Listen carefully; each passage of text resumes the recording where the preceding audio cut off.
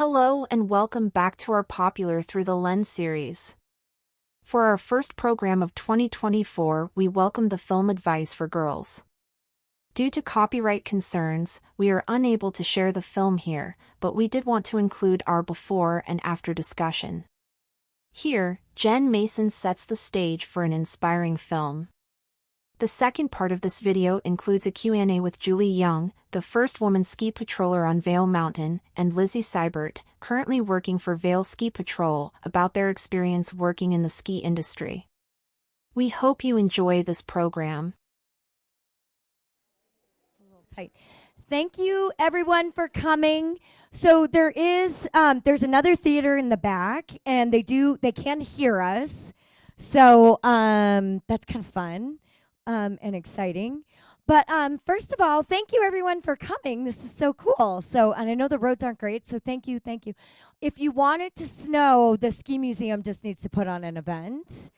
And it seems to snow, because last year when we had Pete Seibert and Eric Brofus here, it was like a blinding snowstorm. So if you want it to snow, yeah, we're doing a bunch more. So hopefully we'll get some more snow, which is great. So, but I would like to thank, first of all, the board of directors that are here. So we have Todger Anderson is here tonight, yay.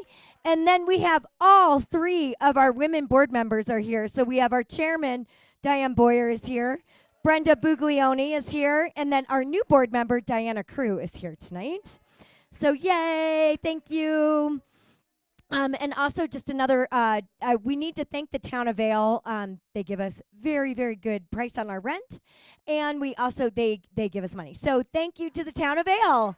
So thank you, Discover Vail. And also, so Diane was going to do a pop-up shop, Diane Wiskea, beforehand. And the poor girls got stuck on the pass. And they just pulled in. So we're going to do a pop-up shop after.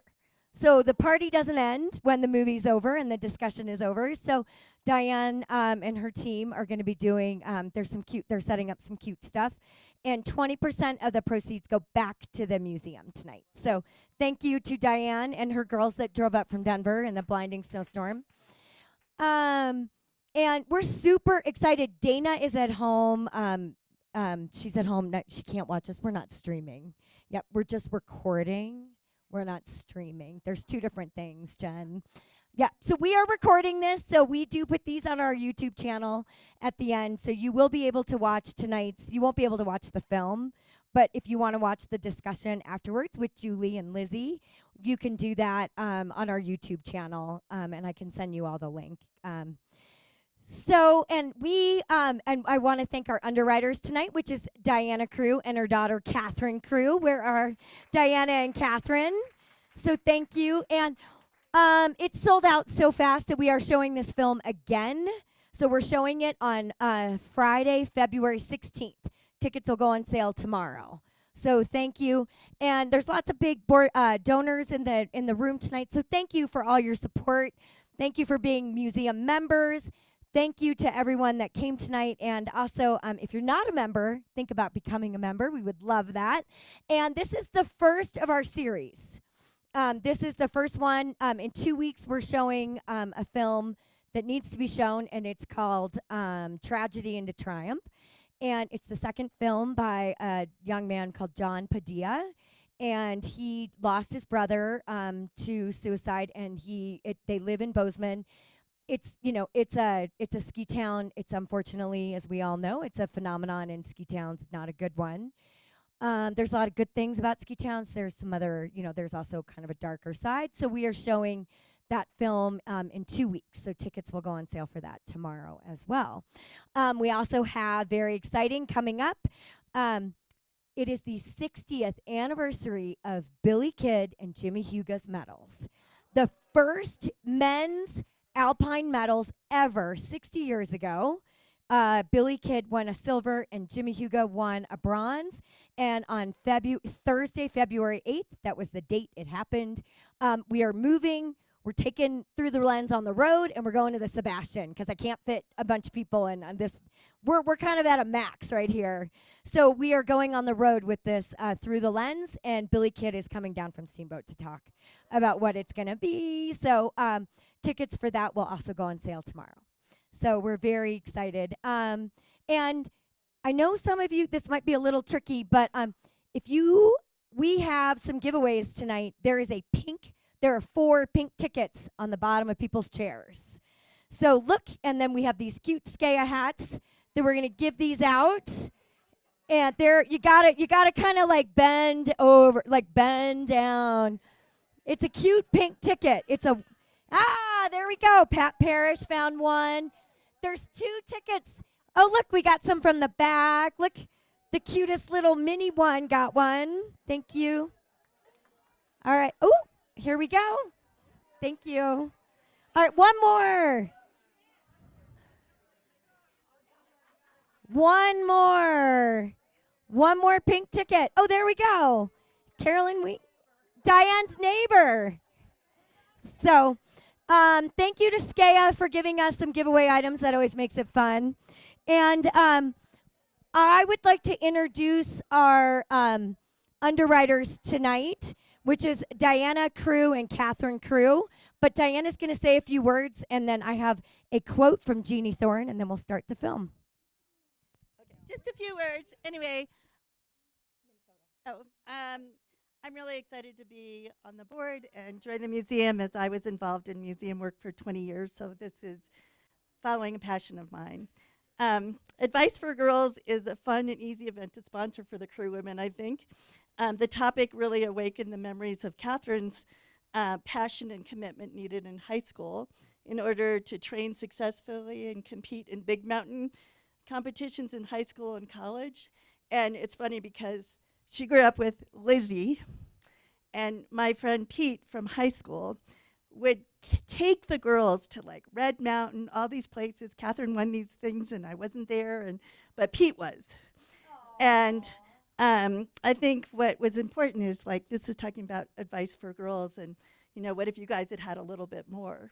Catherine still loves skiing, and many of those skills, I think, and perseverance techniques are passing on to adulthood. Would you agree? Yeah.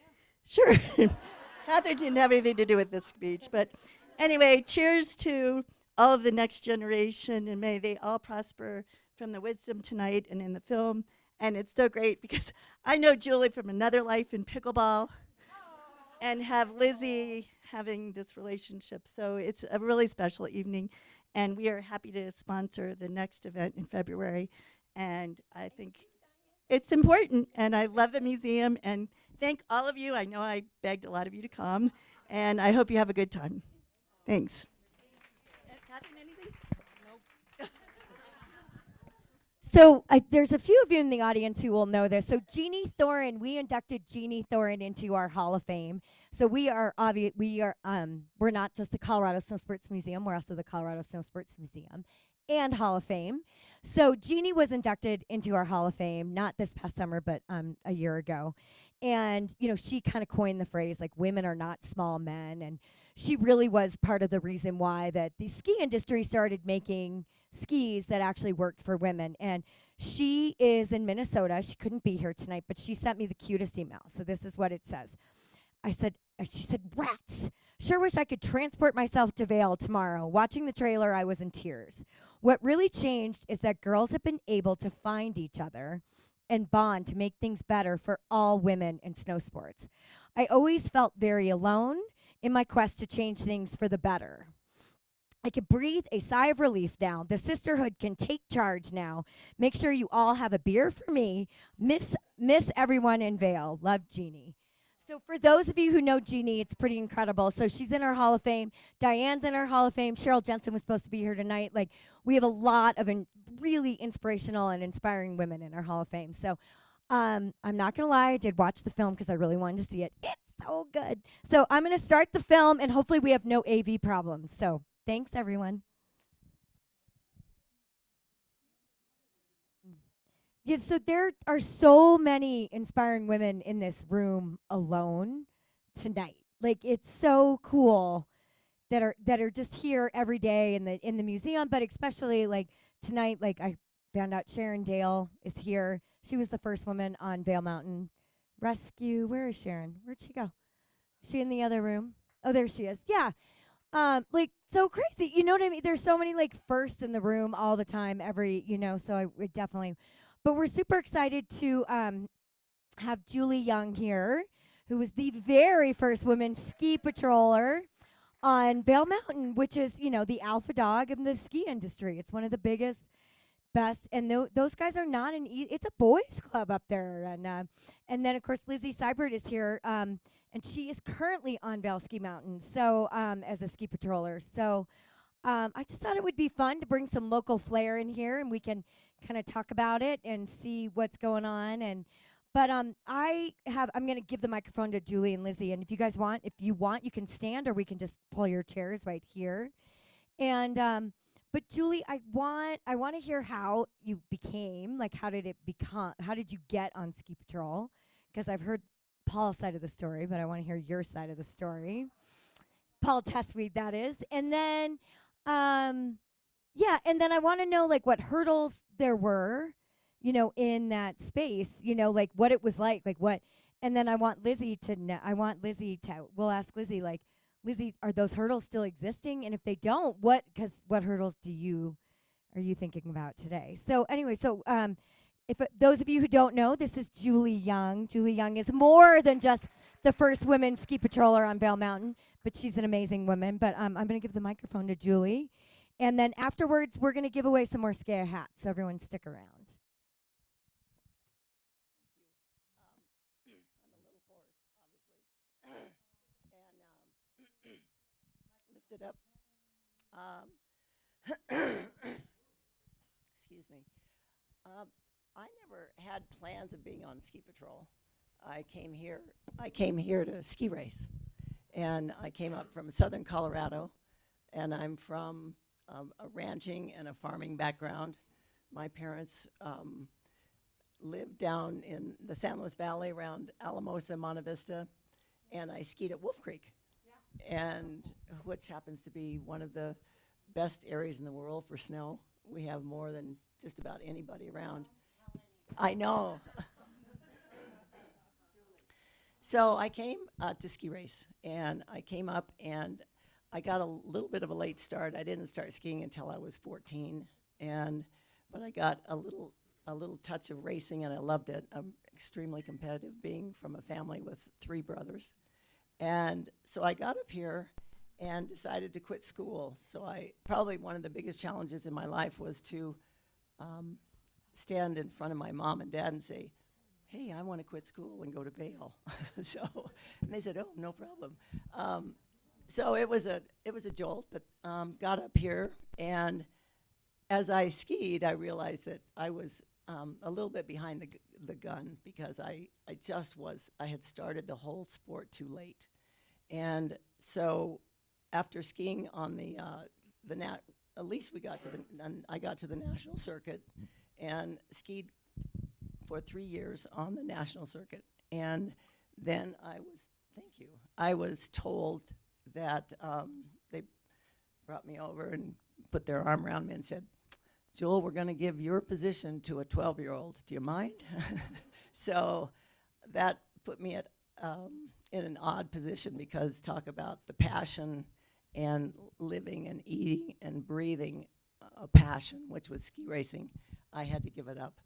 And so I thought, well, I don't know what I'm going to do, but I stuck around, and I decided to try teaching. And this was I came in 71, believe it or not. And in 1974, I was retired for my first time in my life. So I decided to teach. And at that time in 1974, also women were mistreated somewhat, in ski school, and we could either not teach, or we could teach children. That's it. And I'm not a child kind of gal, okay? But I thought I'd give it a whirl, and so I taught, and I became, I got my certification, and I did it for a year, and I just thought, boy, this is just not me. So during that time, I had ridden up on the mountain, of course, many times with ski patrolmen. And just to have conversation with them, you know, I would say, gosh, do you have any women on patrol? Oh, no, no, no, we don't have patrol. And they said, now, you know, it's a tough job. And so you need to be really strong and yada, yada, yada. There were several different theories that came out of why women are on patrol.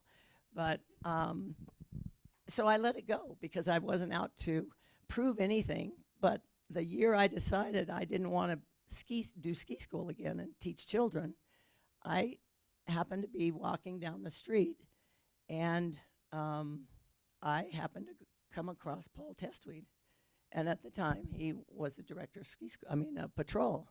And I said, Paul, I know that you don't have women on patrol, but I would really like it. I'd like to try a chance to try.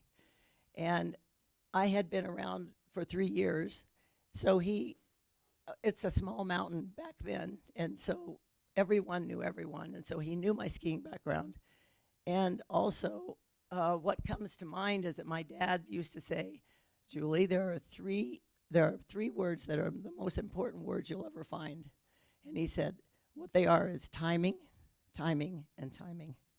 So at the time that I asked Paul, also the industry and the world, or the U.S., was having to look at Title IX and start to hire women.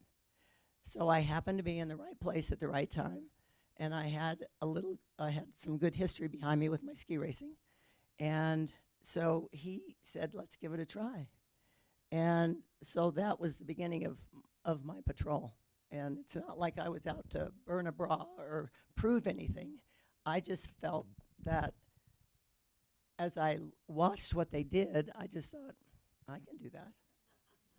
You know, I came from a ranch and a farm, and so we're used to hard work, and women in general, you know, can fend for themselves, you know, and we can be as good as we want to be, and we can do, when you see something, I can do that. And so you have to go in with confidence, and I knew that I was treading on thin ice because we had, you know, 45 guys that were not excited about the fact that I was going to be on patrol. Absolutely not. Now, there were some guys that really accepted me right away and were excited about teaching me and giving me everything I could take and learn.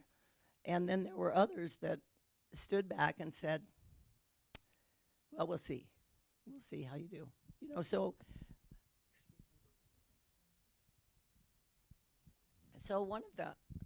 one of the biggest things about going into patrol is that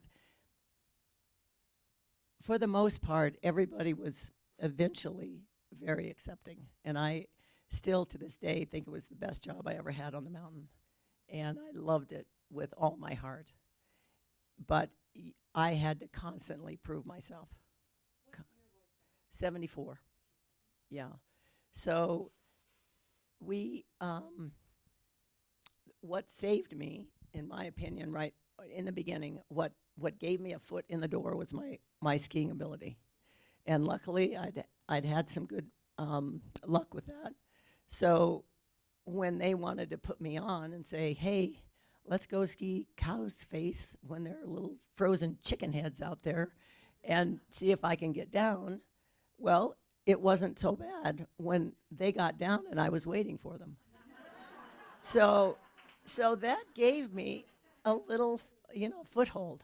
And then I thought, you know, I can do anything else because, you know, there's so many facets of ski patrol, and you learn them through experience, you learn them through instruction, and I think it's the most fascinating job I've ever had, and loved it more than anything I can relate to. But there were definitely roadblocks thrown up in my way. And so what I mostly did was know in my own heart that I could do it. And I wasn't ever worried about that. And it was the opinions of others that I had to ignore. And it's not like I was going out and trying to show them. I just was there. I showed up every day, just like Lizzie does. And you're there. You're confident. You're reliable. You can be anything that they are, and that kept me going. And so I didn't do anything outstanding except be the person that my parents taught me to be, and with the experience that I had, and know that I could do it. It's like the girls on this film. You know, we just need a chance. And the only other thing that I would never let myself do, though, was to go to Donovan's after work and have to sit down and have an ER by Buffalo. If anybody, a lot of guys don't know who Buffalo is, but you do. So I never set foot in Donovan's the first year I worked. Absolutely not. So, and we had a grand time, and it just got better and better and better. And then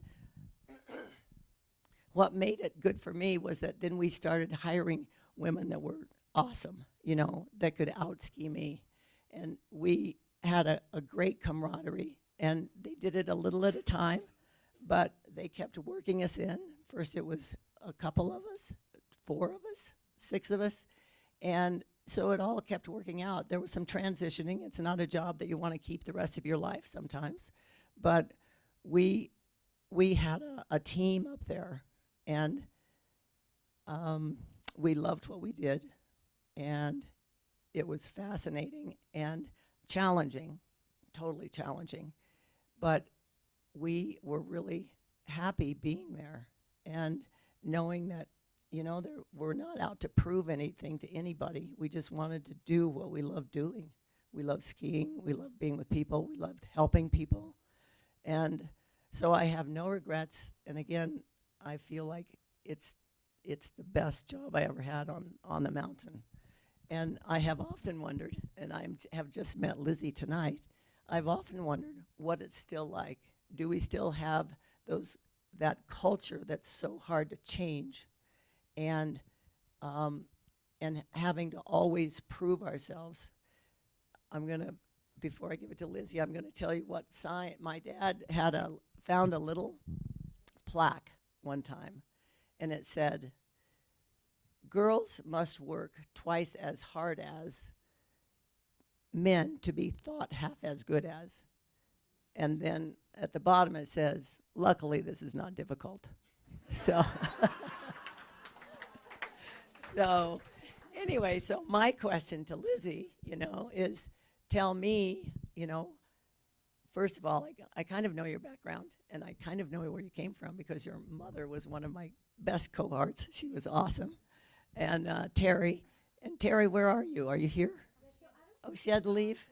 Oh, I'm so sorry. But we should say, because for the people who watch it on the recording, they might not know who your mom is, so please say who your mom Yes. is. Can you guys hear me? Uh-huh. All right. Stick it. Yeah, so my mom is Terry Seibert. She's a patroller still. She's been patrolling. Gosh, she was with you. Uh-huh. I think her first year was 79, 80. Mhm. And then she came back about 13 years ago, 12 years ago. She's still doing it. And Amazing. yeah, it's It's very amazing. cool. Yeah, it's very Cool cool. thing. It's hard, you know, as you get older, as we all know, when we've been skiing and gone out on cold days, and we have the option to go in. Yeah, And, you yeah. know, Terry doesn't have that option, you know, not always. So No, But- yeah. No, I mean, I think a lot of what you said is very true still. I mean, we are a team. And, you know, we do work hard, and there are difficult things that we do physically and, you know, mentally. And I think, you know, one thing about our crew now is, you know, we don't feel the need to kind of prove ourselves to each other.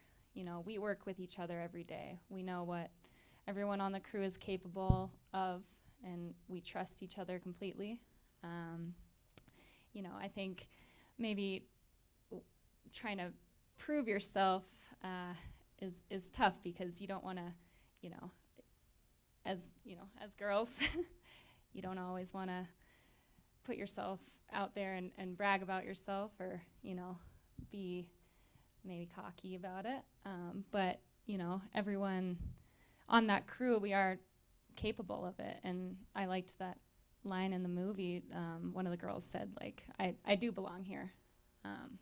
And I think that's true. And so I don't think, you know, we're proving ourselves, you know, to a big group of men, like kind of, you know, you had to do. And I think we have a lot to thank you for that, you know, and, you know, it's true. And well, it wasn't just me. It was, yeah, it was the of one course. that followed a year or two after, and Janet for number one, and Terry. Yeah. And so we had a team, you know, it was great. Yeah.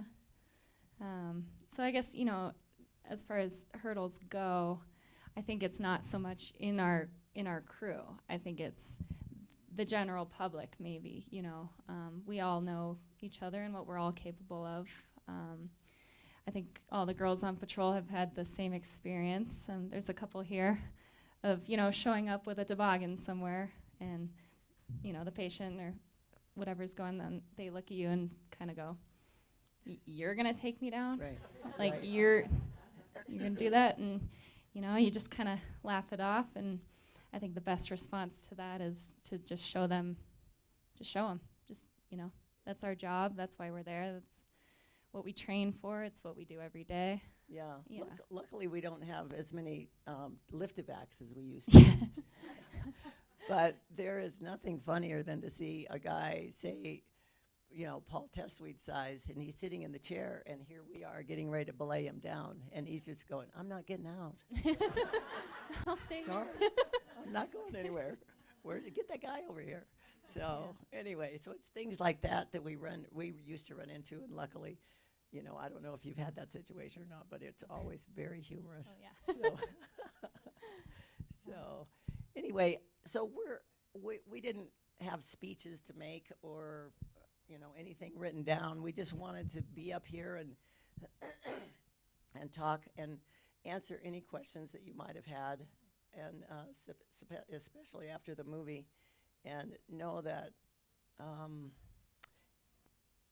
it's just really important to be yourself, have confidence in yourself as a woman, and walk into a situation and just think, you know, I can handle this. I wish you would believe I could do that. And then you don't have to say anything. You just, at the end, you come out and you're right side by side with the guy that it was kind of doubting you. Yeah. You know? Yeah, for sure. Yeah.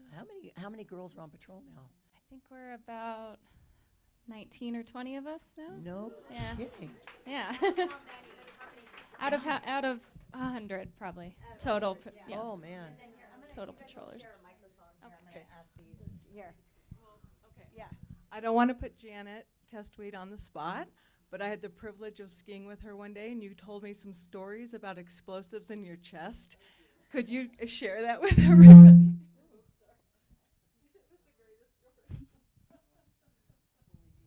Well, one of the things we have to do, of course, is you know, you have to go on Abbey routes, and so you have to take dynamite, and you put the dynamite. We used to. I don't know where you put the dynamite now, but we used to have to put it in our jackets and in backpacks. And oh, Peter, where are you? And one day we're doing a route at the top of Prima Cornice, and I was with Mike Woods and Peter Seibert, Lizzie's dad, and it's a big family thing around here. And the deal is you have to throw the charge up in the air, not far, but up high, so that it lands and sinks into the snowpack. Well, I throw the charge up in the air, and I continue to fall over downhill at the top of Prima Cornice. I have just set a 90-second charge, a blast, and I'm thrashing around in, 20 inches of powder snow downhill. Well, Peter and Woodsy take off for the nearest trees. It's every man for himself. Yeah. And the good thing is 90 seconds is a really long time, way longer than you think. But at the time, I thought, I'm dead. The charge was probably 6 feet away from me. So the guys told me I got up, got out, everything was cool. And the guys told me, I can carry the charges, I cannot throw them ever again. So that's... Nice. In backpacks. And that's funny, I just did that route this morning, actually. Yeah. Yeah. Any other questions? Pete, do you have, how fun for you that Lizzie's in your ski boot steps. Not your footsteps, but yeah, Pete's here. Pete Seibert's also here. Chupa Nelson's also here. He was on Ski Patrol back in the day. Rescued lots of people. But Chupa, do you remember when Julie, how was that? Okay, be careful. Yeah. Yeah, okay. I don't think so. No, it was really interesting because, the Old Boys Network was really strong and intense in the 60s and 70s on the patrol. And Julie's comment about not going to Donovan's after skiing was a slap on our face because that's where we really learned people skills that were taught by Donovan, taught by Buffalo, a.k.a. Dennis McCotus, Paul Tessweed, a few other old salts. And if you didn't toe the line in Donovan's, you heard about the next day riding up the gondola car because you were considered a sleazy, which was our name for the ski school, sleazy ski instructors. And to be called that name was the worst insult you could ever take. But as far as Julie and Lizzie and her time, it was really interesting watching the reaction of some of the older crotchety guys like Buffalo having Julie around. And he didn't take any inappropriate comments or any appropriate action. He was a hard ass on everybody. And she was just female, and he just didn't care. And he had no restrictions about any feelings he wanted to come out. He would come out with them, regardless of where it was, what it was, and what caused it. The best thing that ever happened to him was when Julie kicked his ass skiing. And he became a little more humble, which was wonderful to see. And that humbleness kind of led over to a little softer approach to Julie and some of the other early women on the ski patrol. So it was a wonderful time just to see somebody as crotchety as that old bastard develop a little humility and a little empathy. It was really cool. Thank you, Julie, for making an old guy a better person. Aww. So that's, yeah. Any other questions? Lizzie, do you have any stories? Like a day you remember or anything? Yeah. I'm putting her on the spot. That's not very fair. Actually, today, it's it's fun because every day is different and we never know what to expect. Today we expected it to be cold, but that's about all you have to go on. But today I did actually one of my kind of toughest getting a toboggan into a spot through Chairfort Cliffs, and it was really tricky getting in there. It's dirt. How our snow is right now. And it didn't occur to me after when, I was thinking about it and thinking about tonight. When I jumped up to go out the door to say, I'll grab the rig for that, not one person said, are you sure? Do you want me to do it? You want me to go instead? And that really hit me after. And it proved my point that I kind of said already is,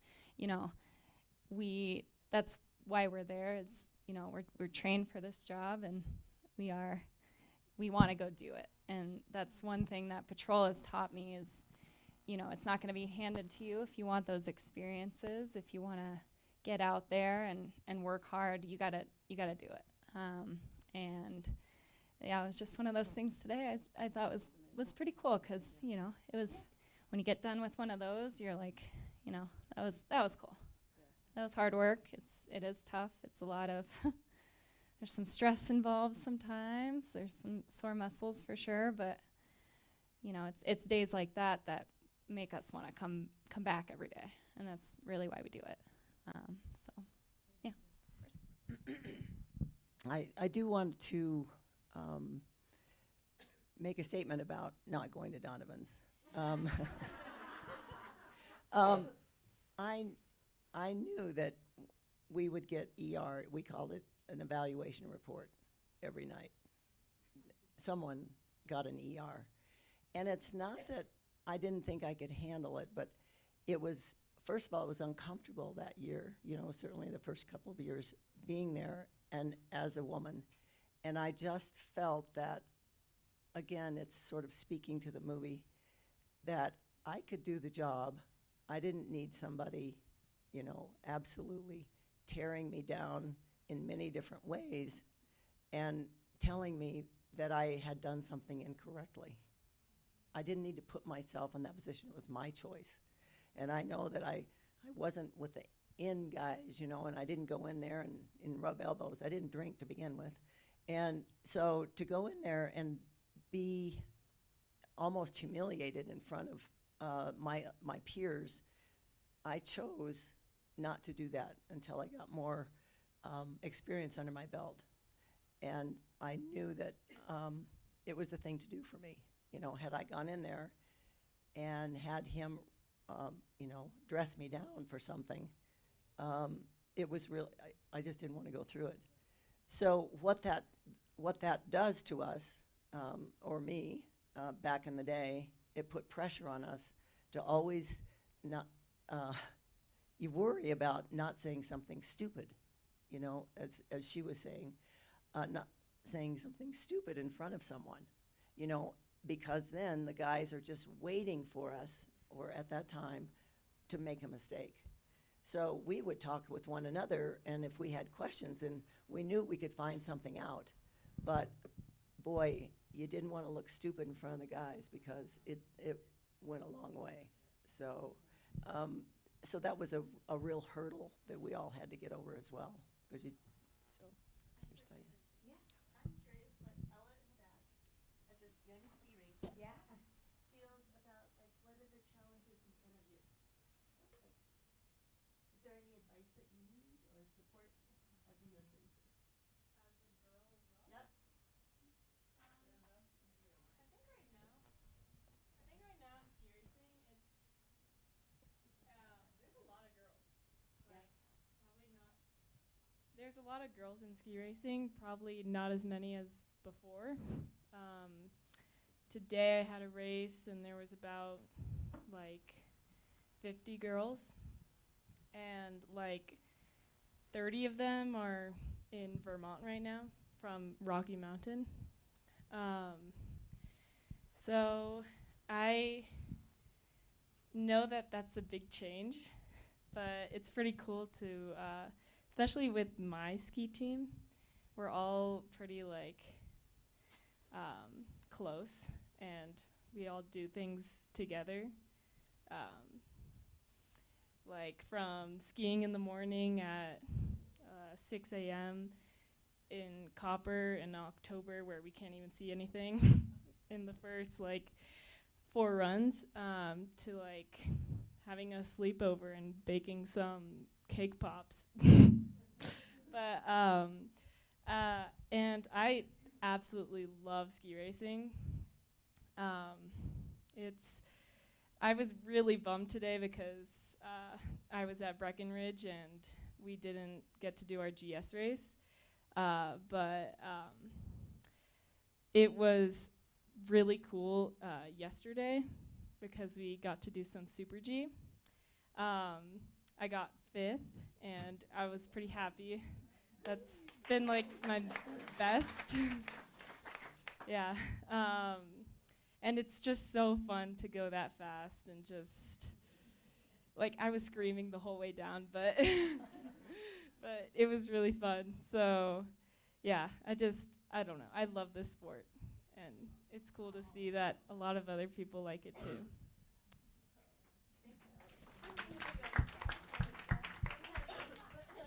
It kind of like wraps it all up, because what we started with Jeannie Thorens, she said she felt alone in her crusade.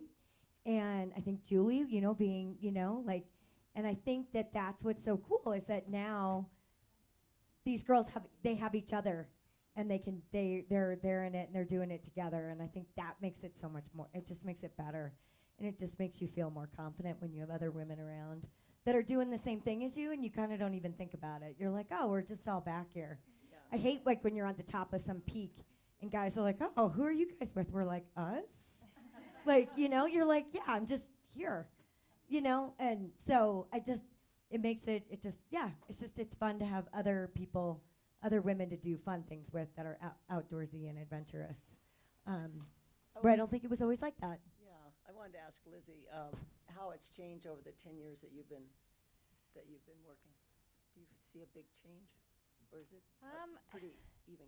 I think it's been pretty even. I think I've changed a lot, so it's changed the way I see the job and see what we're doing up there, and yeah, it has been 10 years. That's kind of yeah. I know. Yeah, I think it's been awesome to have a rookie class every year with a few girls in it. It always makes me happy to see, because it just grows our crew, and I think it's been a long, it's been a long time.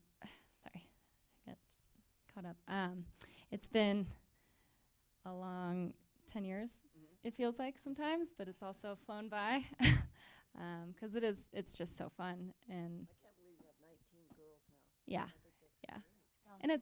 And we do, we make a point to get out together outside of work and work together at work. We'll have a day in the spring that we all have one outpost to ourselves, and call it the hen house. Yep. They used to do that in the 90s. Yeah. when I worked on the mountain. It's a lot of fun, because you're still working, but we're all just running the outposts and working together, running recs together, and it's always a fun thing to do. And we've also made a point to get out and do hut trips together, and yeah, so we're a super close knit group, and there are things I think that bring us together, being the girls, and there are things we're going to talk to each other about, and we're not going to talk to the guys about, and that's just it's just how it goes. But yeah, you can't beat that kind of camaraderie and friendship at work. And I think, to go back to what you're saying, it is the best job, I think, and I can't imagine being anywhere else, and it's where all my best friends are, so it's it's been a lot of fun. Well, thank you, everyone. So Skea is here. The girls made it over the pass right when the movie started. So they do have a little pop-up shop, and it comes back. Proceeds come back to the museum. I'm going to make some really easy questions. What year did Vail Mountain open? Ah, she got it right there. Name one Colorado Snowsports Hall of Fame female member. There we go. Thank you. And